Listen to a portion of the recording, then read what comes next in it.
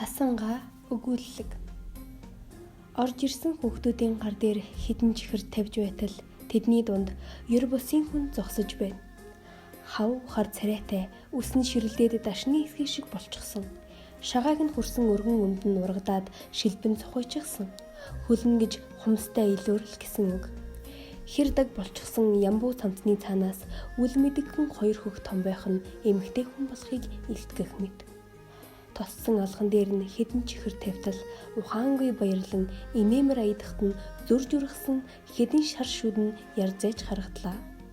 Түүнийг гарахад хүүхдүүд дундаахийн бужиг налдан одов.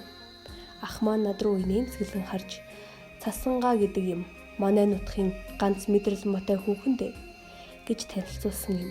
Ингээд би Цасангаа гэдэг шин танилтай боллоо. Тэр маань амьтан хүнд хор хүргэнэ гэж үгүй. Хаа хамаагүй л хүүхдүүд дагуулчихсан гүйж явдаг юм. Засангаагийн сумын баруун захад нилээн зайдуу хэсэгхэн үн шовойлгоод эсгийн навцаар хуччихсан нь эгээтэл хомоон туйлсан тэмээ гэлтэй. Дотор нь орвол битүү юм дэвсэж хэсэгхэн газрыг хонхойлгоод ор болгочихсон. 3 чулуу тавьж дээр нь хөө дуртаг болсон хар хувин тавьяастай. Түүнийг нэрж усыг нь нууж тосыг нь долоож амьдардаг юм. Гэхдээ хүмүүс Цасангааг гартаа нөлөөтэй гэж ярьдаг. Унсан туссан хүүхдийн толгойг хэд илээдэл зүгээр болгочихно. Өвдсөн зовсон бэртсэн гэмтсэн үедээ л хүмүүс Засангаа гэж буянтан бийдэ гэж санана. Баярлсан хүмүүс аягхан хол хитгэн жихэр өгөөдөл гаргахад Засангаа баярлаад л гүйж одондоо. Ингээд нэг удаа голын цаад захад орших ойлон зундын гойн охин амарчих гэж олон шүн дуушиж өвдөд 2 яс салж чаддаггүй. Охиныг ам тавьдгийн даваан дээр зундуу гой хөтөлгөө морьтой давхиж ирээд Цасангааг авч явсан юм. Цасангаа дөнгөж очиод хөөхөн охины хөвлий дээгүүр 8 тоо хэлбэртэй зураг шиг болоход л хүүхдийн дуу часхийн дуугарч хорвоод шинэ хүн мэндэлснийг зарлжээ.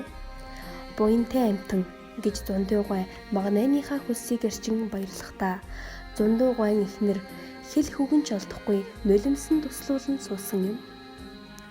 Ингээд аяг хаан хоолцоо идүүлээд Засангааг өдөх болоход зундуу гой хүүхдүүд мордынхоо эмээлийг аваад аль хэдийн тавьчихсан байлаа. Зундуу гой "Гүйхөө ихнэр энэ Засангааг яалтай билээ? Унтаад яв гэдгийг билүү? Гүй ядахта энэ тэнгэр муухарч засан шуураг тавих нь" гэвэл зундуу гойн ихнэр "Яршгэл байна штт. Наадах чинь хонсон айлда нойтхон чигдэг юм гинлээ" гэж ирээд тун их дургуйтсан юм. Ингээд эхнэр нөхөр хоёр удаан ярилцсны эцэст голын цаана бүдэгхэн ялтайж байгаа гэрлэр баримжаа болгоод Засангааг өдөх боллоо. Засангаа навтас шиг болсон муу малгайгаа бүчилж "Зундуу гой, мэндээ гой 2 минь баярлалаа" гэж дултраа туулан хэлээд гараа гозогнуулан гүйж оджээ. Шүнжин засан шуурга балбаж дээлтэй хүн тэсгийн аргагүй хүйтэрч байхад эхнэр нөхөр хоёр эзэнгүй орчлонгийн буурал мандалд торох хөөрхий тэр нэгэн эмэгтэйг санахын чаргагүй нойрсож хонсон биз. Хэд хоног өнгөрч хүүхдүүд Засангаагийн бяцхан муу урт цаваахыг зөнч болжмор шиг тойрсоорл. Гэлээч хөөрхий муу Засангаа эргэж хизээч ирээгүй юм.